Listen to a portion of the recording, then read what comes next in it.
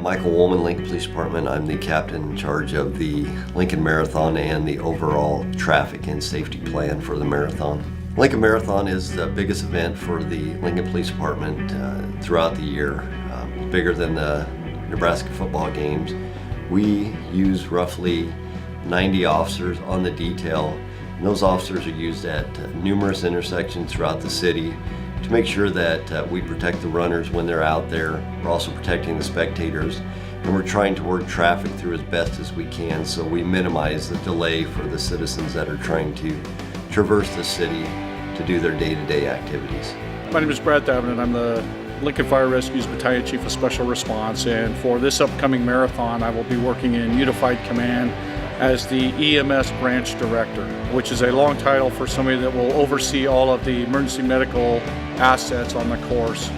So from the fire apparatus that are staged along the course for our first responders, EMT and paramedics, to our bicycle medics that are pedaling following the waves of runners through the city on the course, to the actual medic units that are on the course. I have access to all them, directing them, as well as getting feedback from all the aid stations if somebody would come into an aid station, and the communication comes back to the Unified Command Post. For the security of the marathon, we work with several agencies: Lincoln Fire Department, the University of Nebraska Lincoln Police Department, the Burlington Northern Railroad with their bomb dogs, and we also work with the civil support team from the National Guard for their response to any radiological or biological threats that we may encounter. This is a great partnership working with these different agencies. Everybody has an expertise in an area that we really need to get from them. As you can imagine, the marathon itself is as I like to classify it, as a slow-moving snake throughout the city. It kind of cuts the city off at various intersections, and people find that out as they're working through traffic to cross intersections. And the association with law enforcement at the time to be able to stop traffic or stop runners to allow that first response unit through, to public works that may have the barricades and cones set up diverting traffic.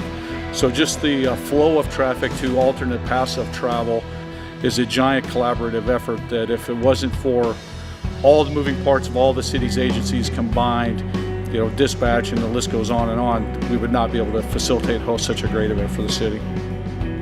The old adage that we've heard a million times is probably see something, say something, do something. So if they see whether it's a runner go down, a suspicious article, or anything that just seems out of the norm, just say something and do something. By do something, just call 911. We will weed that out on our end.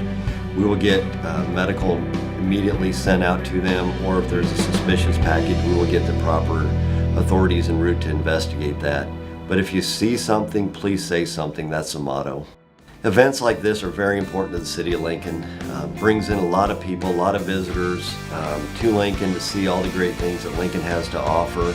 Grown from 10,000 runners, now we're well over 13, approaching to 14,000 runners that want to come and be part of the event in this community. By the way, the community embraces it. The folks that are out there on the marathon path, rooting the runners on, to the way that on the backside logistically from law enforcement and medical, just the care and collaboration that goes on to put on a successful event just leads to Lincoln being, the place to go and the place to come to have these types of events.